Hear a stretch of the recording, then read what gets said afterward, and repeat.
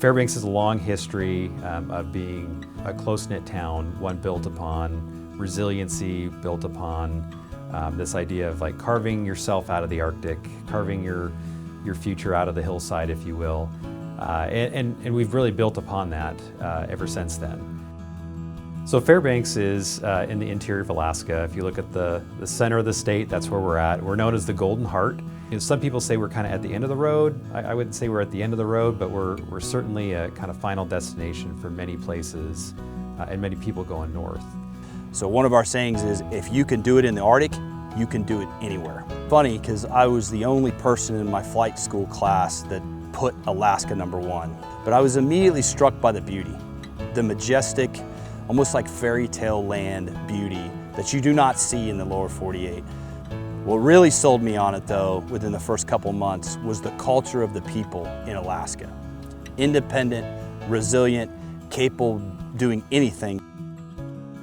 Fairbanks can be a difficult place to live. There's no doubt about it. We've got immense beauty and just tremendous things to offer, but if you're not prepared for the environment, it can make it very difficult. Cold winters, long winters, dark days can be very difficult for someone that's not used to it.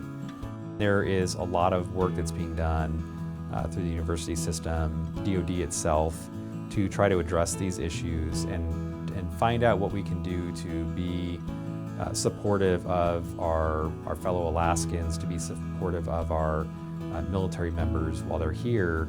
So the research that we're doing here at CANR, the Center for Alaska Native Health Research, is taking the work that we've done with working with Alaska Native communities to really look at the complex, wicked problem that we have with the military, particularly the Army up here, on suicide. And so what we're doing is being able to use the work that CANR has done, that's a science evidence-based process, and translating it to working with service members. But what our hope is, and what we're aiming for, is translating that work to be able to one, identify what are those culturally relevant protective factors that the Army has here in Alaska, for those based here in Alaska, and then also how do we leverage those protective factors to reduce the suicide risk. The biggest thing that I think our challenges against that is younger generations, and even some of our older generations, are using digital communication too much. We need to get back to our roots, which is face-to-face conversation with individuals to build that trust and those relationships, so those soldiers are okay coming to their leadership, their peers, their family, or the community friends if they're struggling, so we can get them the resources they need. That is what it's all about. If we take a metaphor of a stream, and the people who might be in the stream that are really need help or assistance, those are people that have the risk factors have really developed to a level where they're getting overwhelmed and they need help, they need intervention. Our focus is on the upstream, and that was what we call primary prevention. It's being able to help people not get into the stream to get, altogether. So being able to identify what are those culturally relevant protective factors that can be empowered, that can be strengthened, that prevent them from getting in the stream altogether. The community tours that we do for our service members are incredibly important. The big thing that they do is they get folks off the installation. It can be a pretty intimidating venture in a new place to get out beyond the gate. Well, the whole idea behind these welcome orientation tours that we do here at Explore Fairbanks, we established them about 4 years ago, back in 2019. And the idea behind that is we want to make the new soldiers who are coming to Fort Wainwright, their family members if they're with them, to feel at home here. We do this every Friday morning, so the buses arrive here from Fort Wainwright. Numbers range from sometimes just a dozen to up to more than 40. So they start off here at the Morris Thompson Cultural and Visitor Center.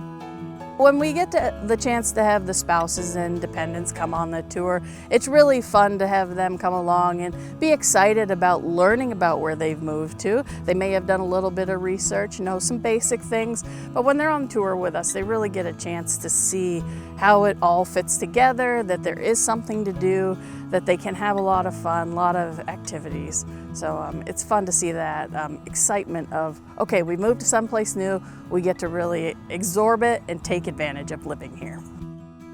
You know, when I think about the relationship that I have with our installations and the command, it's based on friendship, you know, first and foremost. And so we try to have that personal relationship with our installation leaders, so that if something does happen, if there's an issue that needs to be addressed, we're building it off of a common ground. Is that we're very much a proud military town, and that this is a community that supports them, the work that they do, the service to our country. There's a lot of things that bring us together, and this idea of living in the subarctic, and basically the challenge of every day going out your door and getting to work as being this sometimes a Herculean task, bring us all together. And so, you know, we've got a rugged terrain, we've got a rugged lifestyle, some might say, but we've got a golden heart. You know, one of the things I value the most about Fairbanks is that it doesn't matter who you are, it doesn't matter where you've come from, if you're here, your family, and if you need help, that's what we're all about.